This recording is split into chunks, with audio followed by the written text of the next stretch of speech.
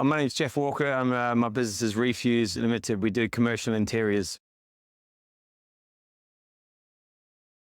Where do I start? Everything that Greg offers probably wasn't existing in my business up until that point. So pretty much everything.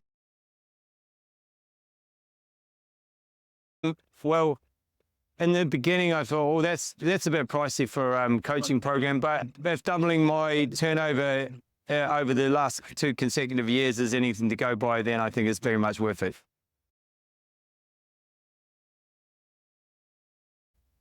Community, and just being able to have questions answered that previously I wouldn't have a clue how to solve.